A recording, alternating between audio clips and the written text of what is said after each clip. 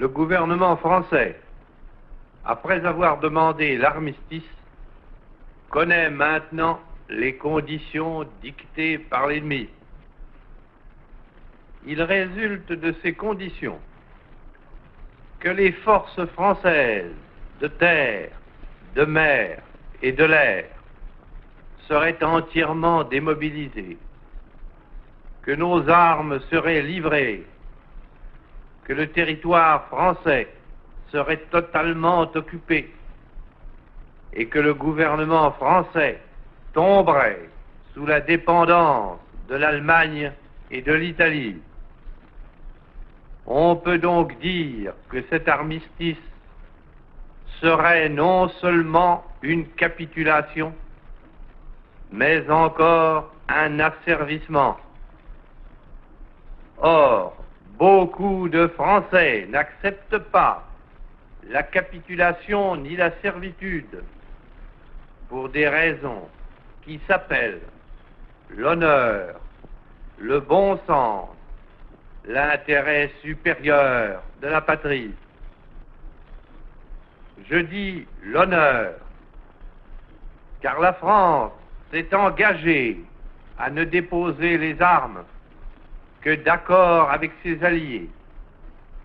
Tant que ses alliés continuent la guerre, son gouvernement n'a pas le droit de se rendre à l'ennemi. Le gouvernement polonais, le gouvernement norvégien, le gouvernement hollandais, le gouvernement belge, le gouvernement luxembourgeois, quoique chassés de leur territoire, ont compris ainsi leur devoir. Je dis le bon sens, car il est absurde de considérer la lutte comme perdue.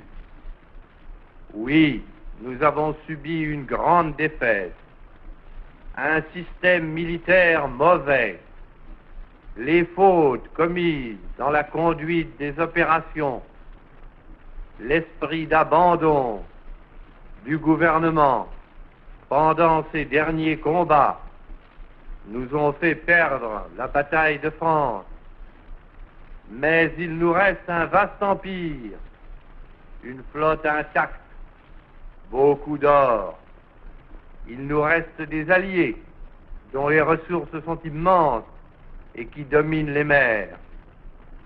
Il nous reste les gigantesques possibilités de l'industrie américaine, les mêmes conditions de la guerre qui nous ont fait battre par 5000 avions et 6000 chars peuvent nous donner demain la victoire par 20 000 chars et 20 000 avions. Je dis l'intérêt supérieur de la patrie, car cette guerre n'est pas une guerre franco-allemande qu'une bataille puisse décider. Cette guerre est une guerre mondiale. Nul ne peut prévoir si les peuples qui sont neutres aujourd'hui le resteront demain. Même les alliés de l'Allemagne resteront-ils toujours ses alliés? Si les forces de la liberté triomphent finalement de celles de la servitude, quel serait le destin d'une France qui se serait soumise à l'ennemi? L'honneur, le bon sens, l'intérêt supérieur de la patrie commandent à tous les Français libres de continuer le combat là où ils seront et comme ils pourront.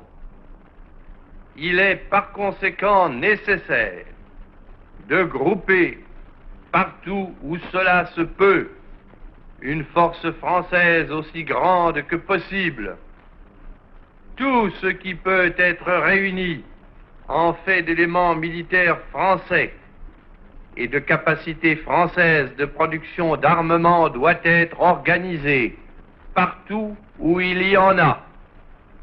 Moi, général de Gaulle, j'entreprends ici, en Angleterre, cette tâche nationale.